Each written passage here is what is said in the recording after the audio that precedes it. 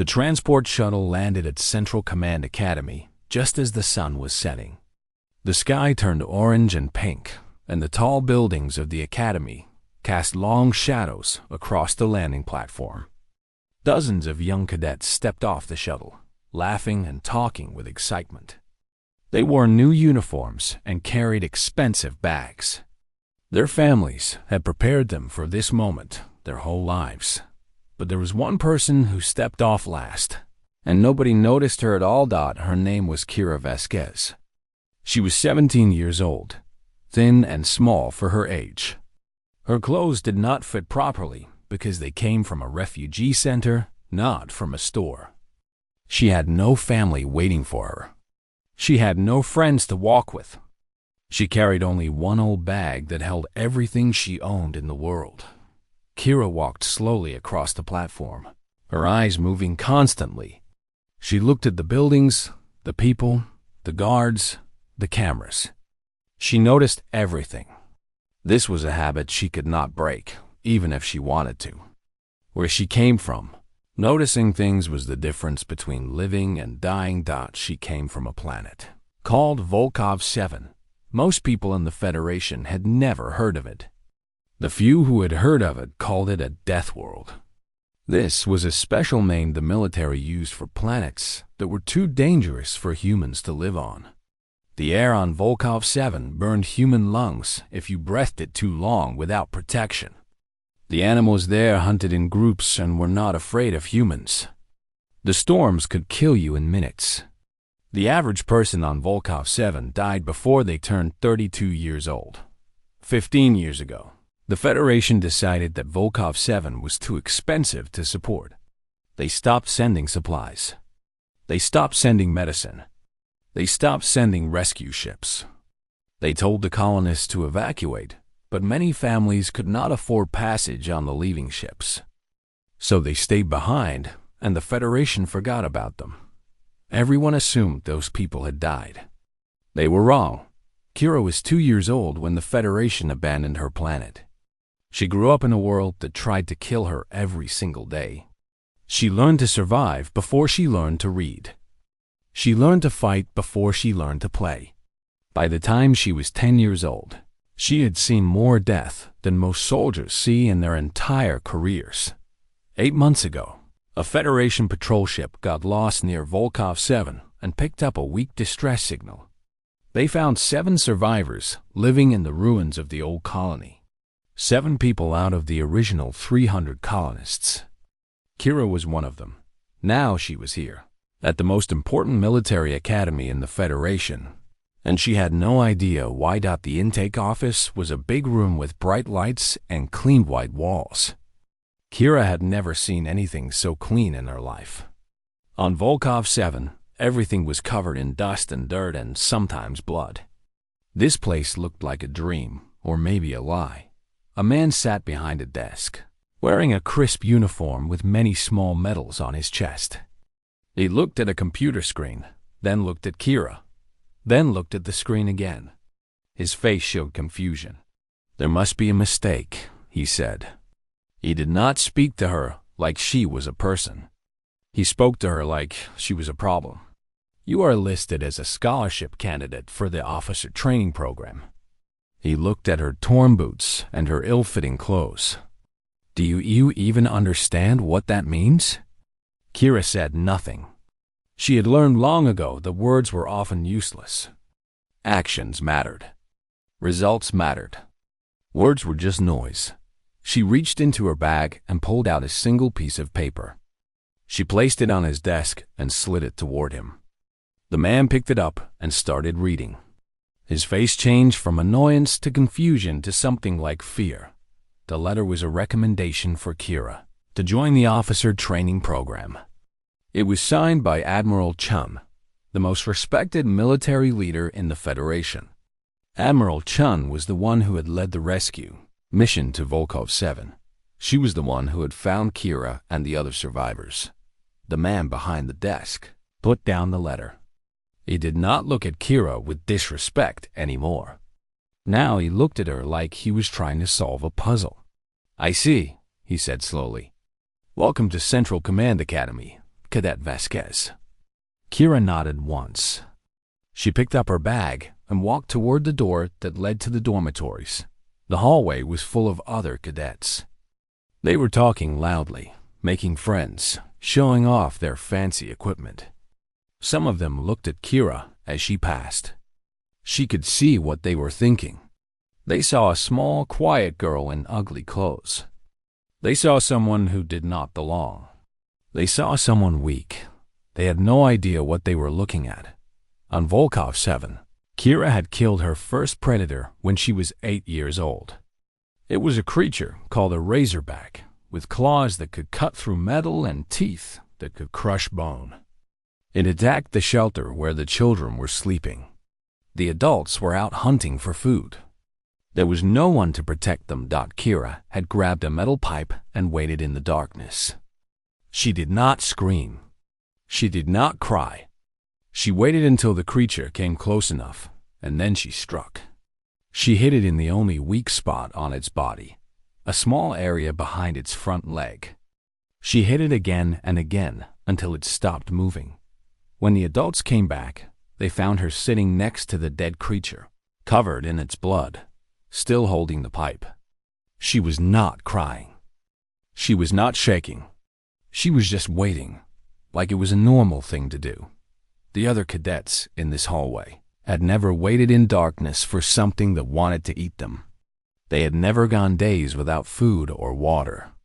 They had never watched their friends die because there was no medicine to save them. Kira found her room.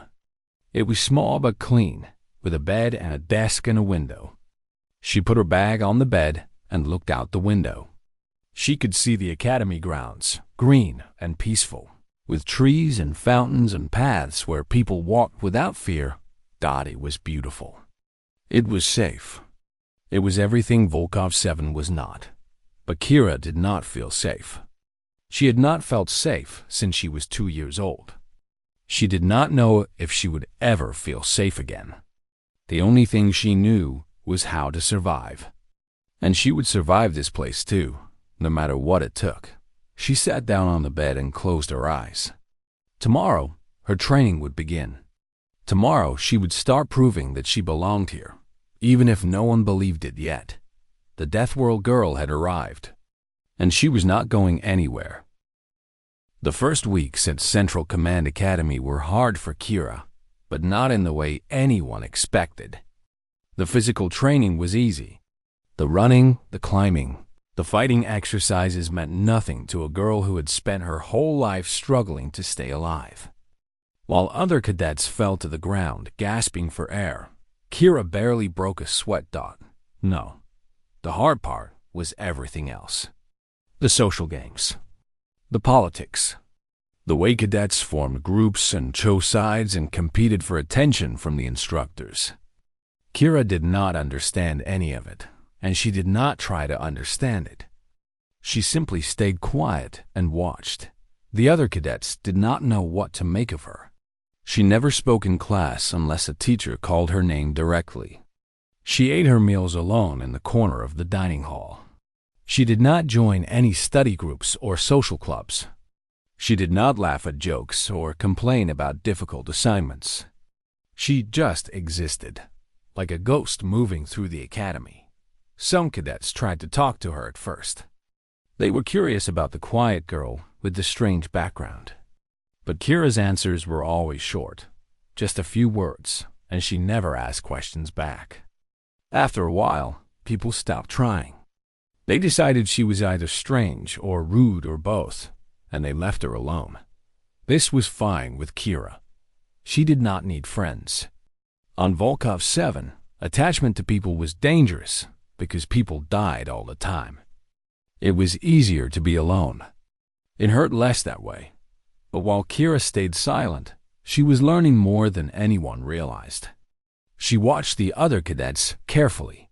She studied how they moved, how they thought, how they made decisions. She memorized their strengths and weaknesses. She noticed things that no one else noticed. Commander Reyes was the first instructor to see what Kira was really doing. He taught tactical simulations, which were practice battles using computers and holograms. The cadets would sit around a big table and watch a fake battlefield appear in front of them. Then they would discuss strategies and make decisions as if they were real military officers. Most cadets loved these simulations because they could show off. They would shout ideas and argue with each other and try to impress Commander Reyes with bold and aggressive plans. They wanted to look brave and clever. Kira never shouted. She sat in the back corner of the room, away from the main group. Her eyes moved constantly across the holographic battlefield, tracking every detail. She watched the terrain, the weather patterns, the movement of enemy forces. She noticed things that were easy to miss if you were too busy talking. One day, Commander Reyes called on her directly. "Cadet Vasquez," he said, "you have been very quiet. What do you think of Cadet Morrison's plan to attack the enemy's left side?" The room went silent. Everyone turned to look at Kira. Cadet Morrison, a tall boy from a wealthy family, crossed his arms and smirked. He was the most popular cadet in the class, and he was sure his plan was perfect. Kira looked at the holographic battlefield for a long moment. Then she spoke, her voice calm and flat. "The left side attack will fail.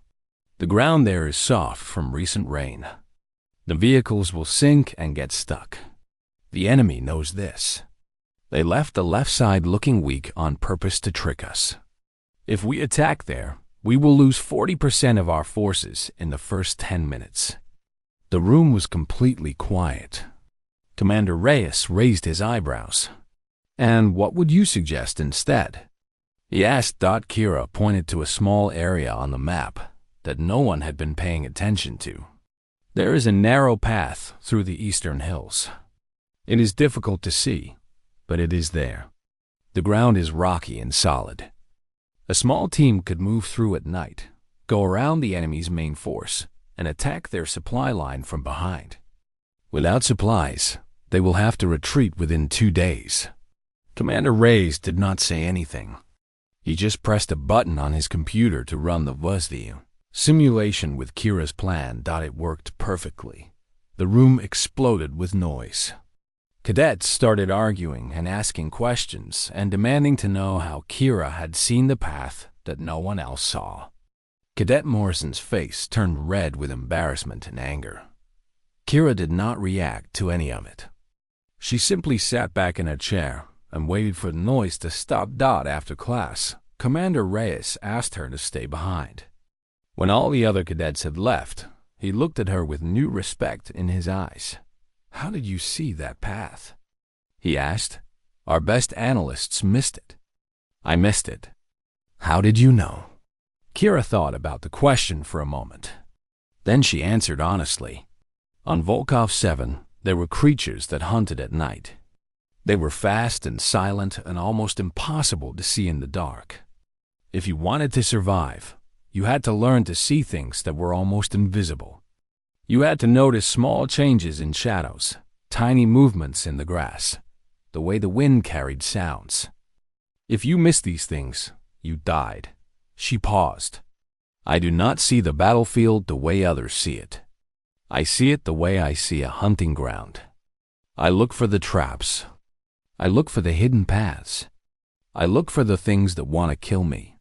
Commander Reyes was quiet for a long time. Then he nodded slowly. "That is a very useful skill," he said. "But it must be lonely, always looking for danger." Kira did not answer. She did not know how to explain that loneliness was just another kind of pain, and she had learned to live with pain a long time ago. As the weeks passed, Kira's reputation began to change. She was still quiet and strange, but now people were also a little afraid of her. In every simulation, she found the weakness that no one else could see. In every exercise, she made decisions that seemed wrong at first, but turned out to be right. The cadets who had laughed at her stopped laughing. The cadets who had ignored her started watching her carefully. And the cadets who had been at the top of the class rankings found themselves slowly falling behind a girl who never said more than a few words at a time. Cadet Morrison was especially angry. He came from a powerful military family and he had expected to graduate as the best in his class. Now this nobody from a dead planet was making him look foolish. He started spreading rumors about Kira. He said she was cheating somehow, that she had inside information, that she was not really human after living on a Deathworld for so long. Some people believed him. Others were not so sure. Kira heard the rumors, but she did not care. Words could not hurt her. On Volkov 7, she had faced things much worse than meme words from a rich boy who had never known real hardship. She just kept doing what she had always done. She watched. She learned. She survived, and slowly, silently, she rose. The other cadets were playing a game of politics and popularity. Kira was playing a different game entirely. She was playing the game of survival, the only game she knew how to play. And in that game, she had never lost. 6 months had passed since Kira arrived at Central Command Academy. She was no longer the complete unknown she had been at the beginning. People knew her name now. They knew she was strange and quiet and somehow brilliant at tactical thinking. But most of them still did not understand her. They still thought of her as an outsider, a curiosity, a puzzle they could not solve. All of that changed on one terrible afternoon in the Kessel Ranges. The Kessel Ranges were a mountainous area about 50 kilometers from the academy. The military used this place for advanced training exercises. Cadets would go there to practice real combat situations with special weapons that fired paint instead of bullets. It was supposed to be safe. The weapons could not kill anyone. The instructors watched everything carefully. Nothing was supposed to go wrong, but something did go wrong. Kira was part of a group of 30 cadets who went to the Kessel Ranges that day. They were divided into 2 teams for a capture the flag exercise. Kira was on the blue team. Cadet Marcus Chun, the nephew of Admiral Chun herself, was on the red team. Marcus was nothing like his aunt. Where Admiral Chun was wise and humble, Marcus was arrogant and entitled. He believed his family name made him special. He believed he deserved respect without earning it. Kira had watched him for months and saw nothing impressive. He was average at best, but he acted like he was the greatest cadet in the history of the academy. The exercise started normally.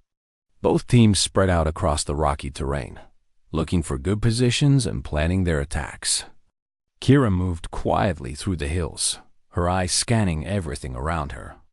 Even though this was just practice, she could not turn off her survival instincts.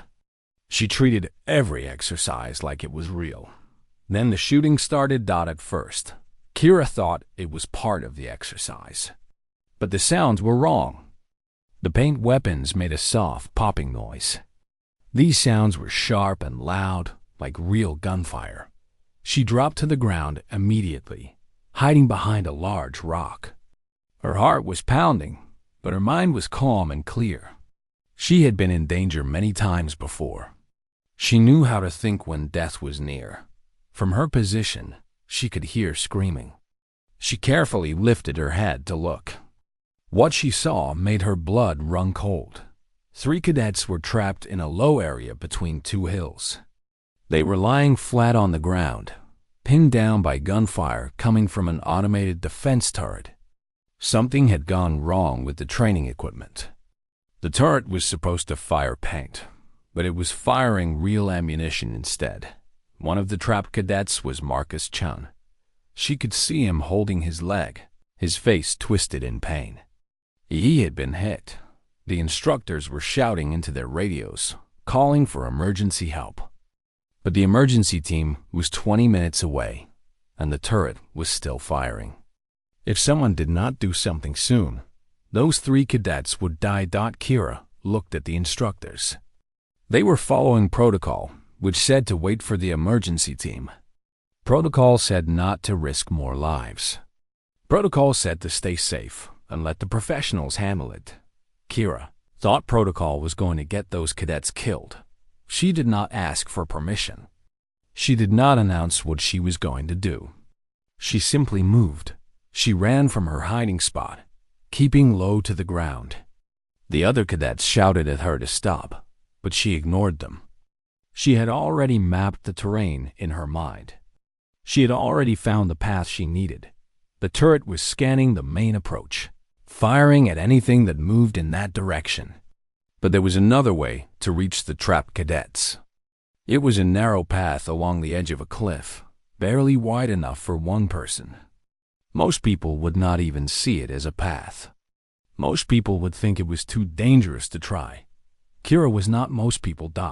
She moved along the cliff edge like a shadow. Her feet found safe places to step without her even looking down. Her body twisted and turned to avoid loose rocks that might fall and make noise. She had done this kind of movement thousands of times on Volkov 7, running from predators through terrain much worse than this. The turret did not see her. Its sensors were focused on the main approach, not on the cliff edge. It took her 4 minutes to reach the trapped cadets. When she dropped down next to them, Marcus Chun stared at her with wide eyes. "What are you doing here?" he gasped. His face was pale from pain and blood loss. "You will get killed." Kira did not waste time answering. She looked at his wound. The bullet had gone through his thigh, missing the major blood vessels. He would live if they could get him to safety. "Can you walk?" she asked. "I do not know," he said. "Then I will carry you." She grabbed his arm and pulled him onto her back. He was bigger than her and much heavier, but she did not care. On Volkov 7, she had carried wounded people through storms and over mountains. She had carried her own mother's body to be buried. A rich boy with a leg wound was nothing. The other two cadets, a girl named Sarah and a boy named Jin, were not injured. They were just too scared to move. "Follow me," Kira told them. "Stay close. Do not run. Walk slowly and stay low." She led them back along the cliff path. It was even harder now, carrying Marcus on her back, but she did not slow down.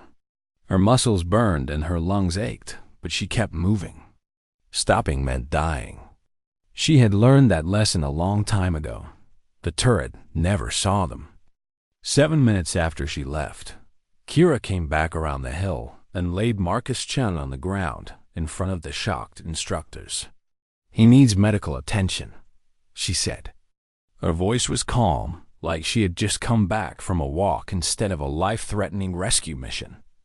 "The wound is not fatal, but he has lost blood." The emergency team arrived 10 minutes later. By then, Marcus was stable and the other two cadets were being treated for shock. The instructors had finally shut down the malfunctioning turret. Everyone was staring at Kira. Commander Reyes walked up to her. His face was a mixture of anger and amazement. "How did you know that path was safe?" he demanded. Kira looked at him with tired eyes. "It was not safe," she said. "It was just less deadly than staying still." That night, the whole academy was talking about what Kira had done. Some people called her a hero. Others called her reckless and stupid. A few said she should be punished for breaking protocol. But Kira did not care what anyone said. She had done what needed to be done. 3 people were alive because of her.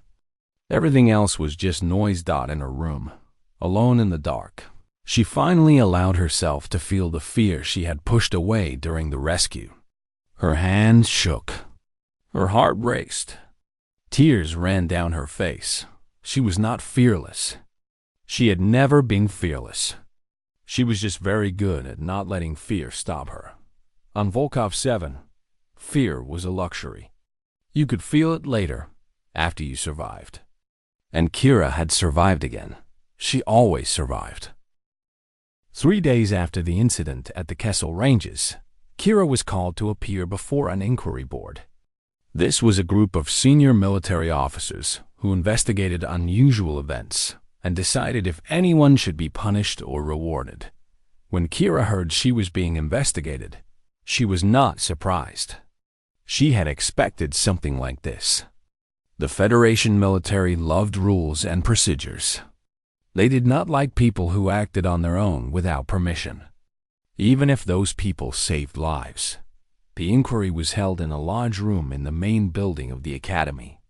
It was designed to be intimidating. The ceiling was very high. The walls were covered with paintings of famous battles and great military leaders. At the front of the room, there was a long table where the senior officers sat.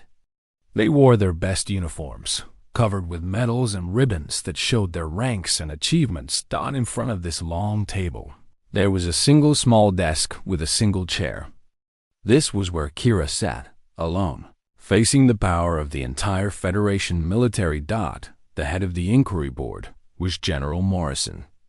Kira recognized the name immediately.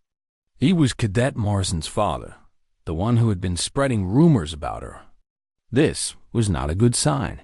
Next to General Morrison sat 3 other officers. They were all older men with hard faces and cold eyes.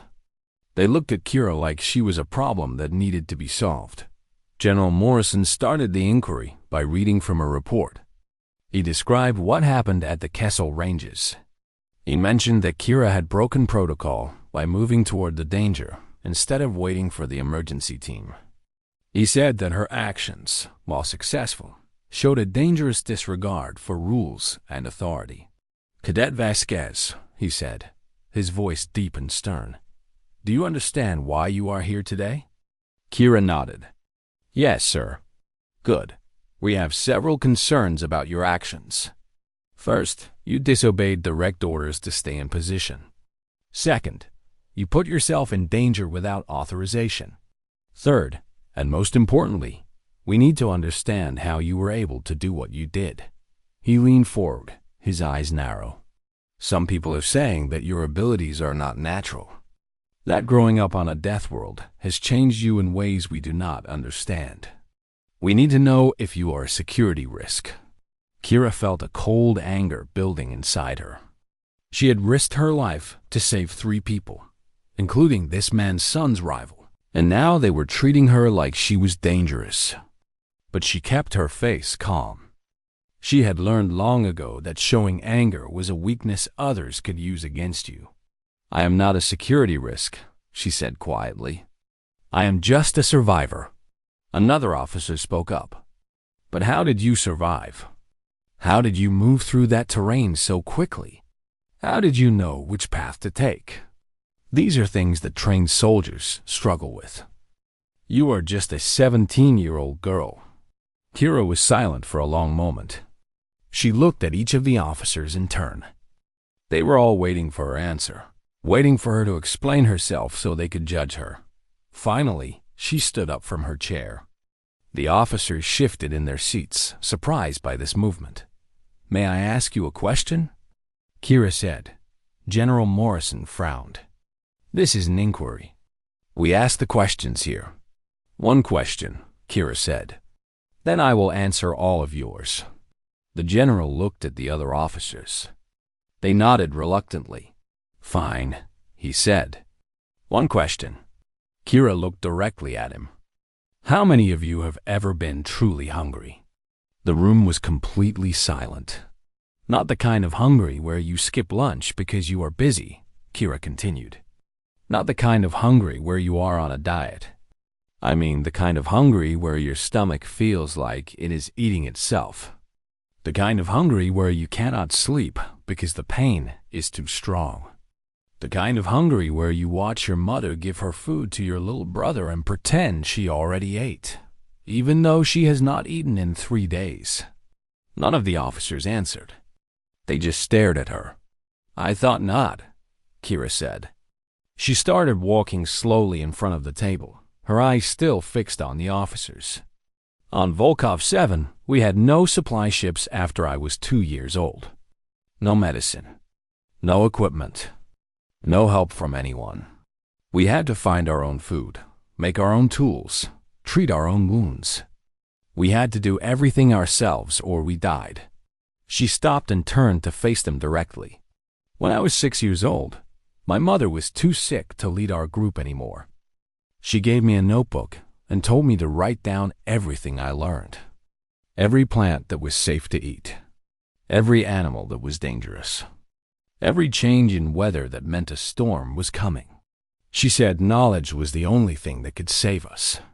Her voice was steady, but there was a fire burning behind her eyes now. I wrote in that notebook every single day for 11 years. I recorded the deaths of 43 people. I recorded every mistake we made and what we learned from it. I recorded the things that killed us and the things that kept us alive. She took a step closer to the table. By the time I was 12, I was leading hunting parties. By 14, I was making decisions that affected the whole colony. I did not ask for this responsibility. I did not want it. But there was no one else, so I did what had to be done.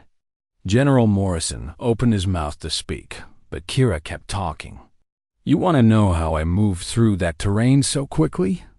I moved like that every day of my life for 15 years. Running from predators, searching for food, carrying wounded people to safety. My body learned to move through dangerous places because if it did not learn, I would be dead. She looked at each officer one by one. You want to know how I knew which path to take? I knew because I've spent my whole life looking for paths that others cannot see. On Volkov 7, the obvious path was almost always a trap. The safe-looking ground would swallow you. The easy route would lead you to predators. If you wanted to survive, you had to see what was hidden. Her voice grew quieter, but somehow more powerful. You were asking if I am dangerous. Yes, I am very dangerous. But not to the Federation. I am dangerous to anyone who would threaten the people I am trying to protect. I am dangerous because I have already survived things that would break most people. There is nothing your enemies could do to me that I have not already faced. She stood in the middle of the room, small and thin, and wearing a simple cadet uniform. But somehow she seemed larger than any of the officers at the table. You want to know if I am human? I am more human than anyone in this room. I have felt more pain, more fear, more love, and more loss than you can imagine.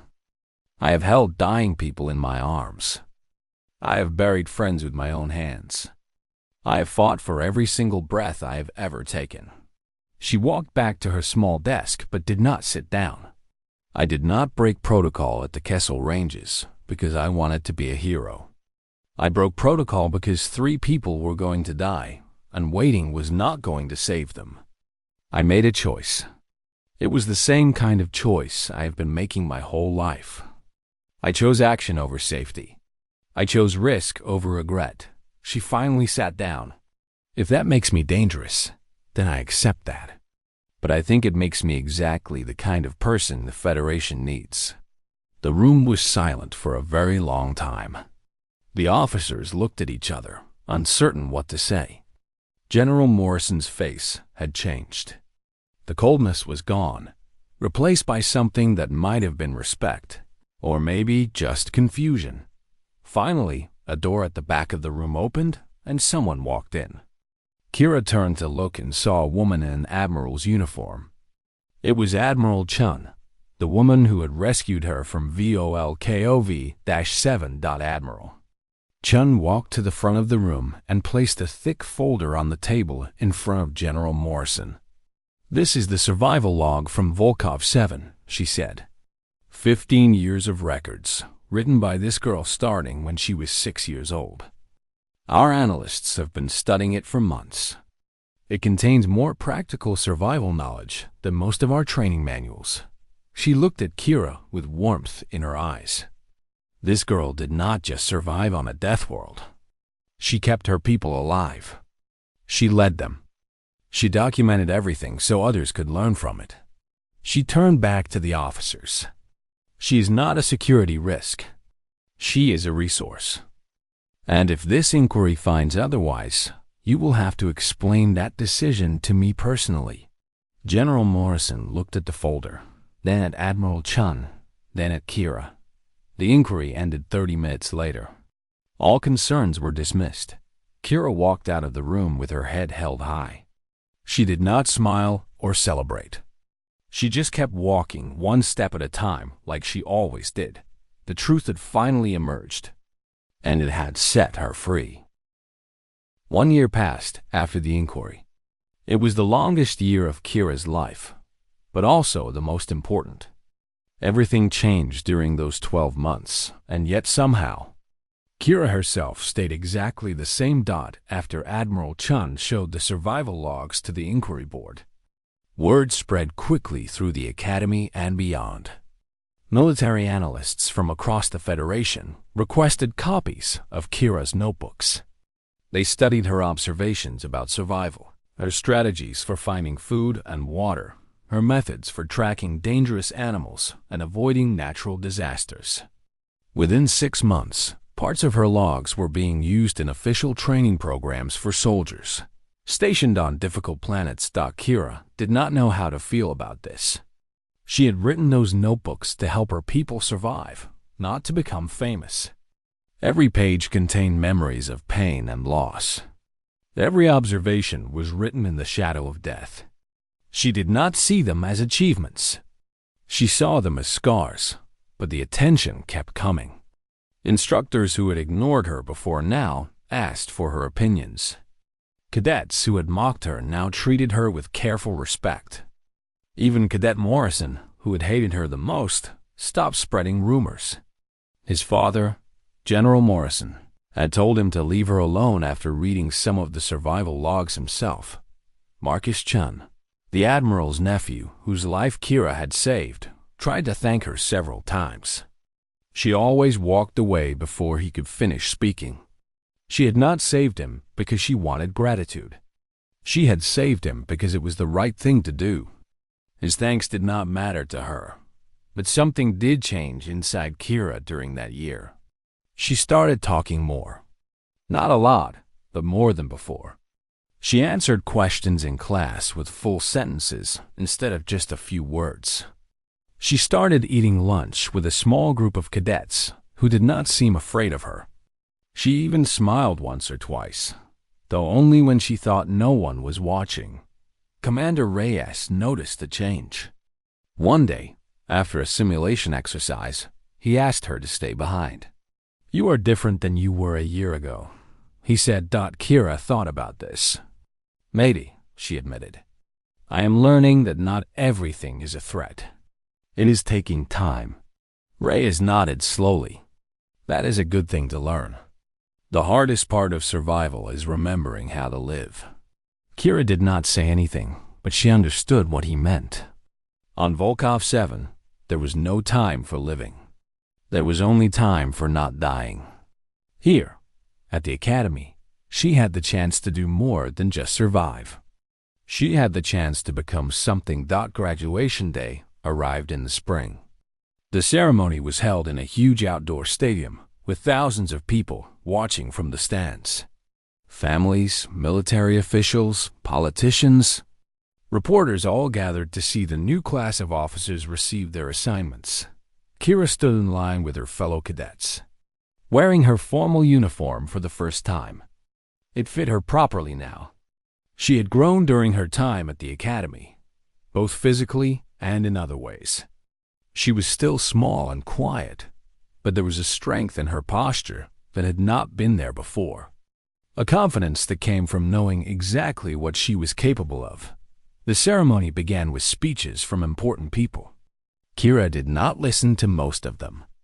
Speeches were just words, and words meant nothing without action. But she did pay attention when Admiral Chun took the stage. "Today, we celebrate a new generation of military officers," the Admiral said. "These young men and women have trained for years to serve and protect the Federation. They have proven themselves in simulations and exercises. They have shown courage, intelligence, and dedication." She paused and looked out at the rows of cadets. "But I want to tell you about one cadet in particular. A young woman who came to this academy with nothing but a bag of old clothes and 15 years of survival experience on a planet we had given up for dead." Kira felt hundreds of eyes turn toward her. She kept her own eyes forward, her face expressionless. This young woman did not have wealthy parents or powerful connections. She did not have expensive equipment or private tutors. What she had was something far more valuable. She had the knowledge of what it truly means to lead. Not the leadership they teach in classrooms, but the leadership that emerges when lives. Depend on every decision you make. Admiral Chun held up. Folder. I am proud to announce that Kira Vasquez has achieved the highest tactical assessment scores in the history of Central Command Academy.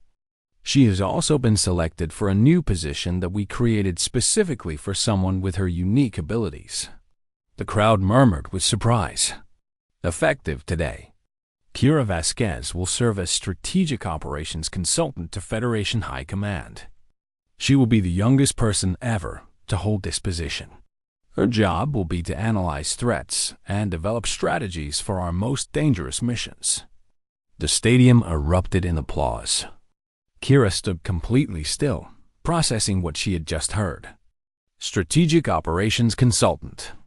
That was a position usually held by officers with decades of experience. Officers with gray hair and long careers behind them.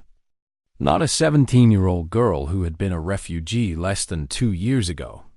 After the ceremony, there was a reception in a fancy building near the stadium. Important people walked around drinking champagne and congratulating each other. Kira stood in a corner, uncomfortable with all the attention, watching the crowd the same way she had watched everything since she was a child. A group of senior officers approached her. They were all men in their 50s and 60s, with medals covering their chests and authority in every step they took.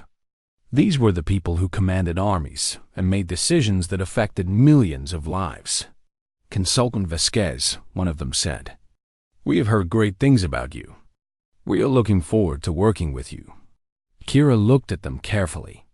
She saw their medals and their ranks and their expensive uniforms. She also saw something else. She saw men who had never been truly hungry. Men who had never held a dying friend.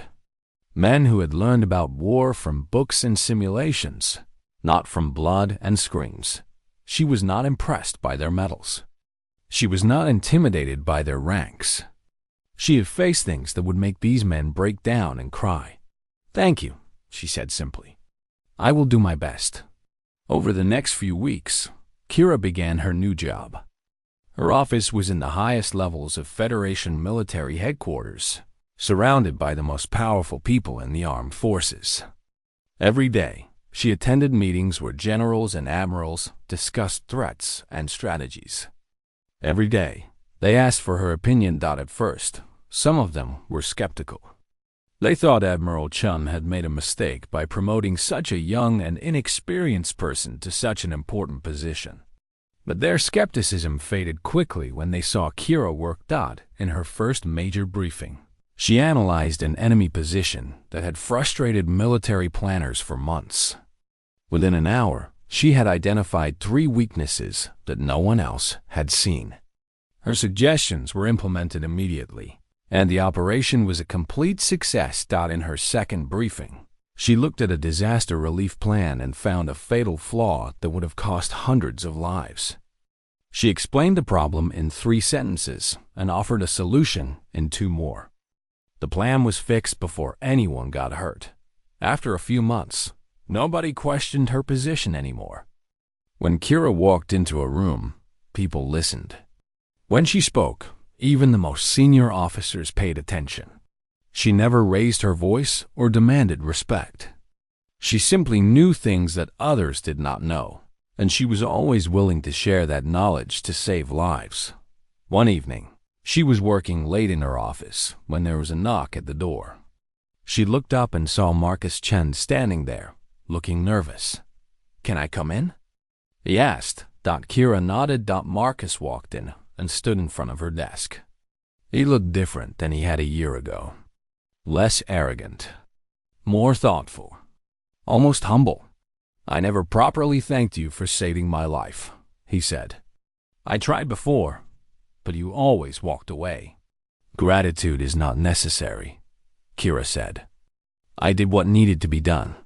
"I know," Marcus said, "but I want to say it anyway. Thank you. I'm sorry for how I treated you before.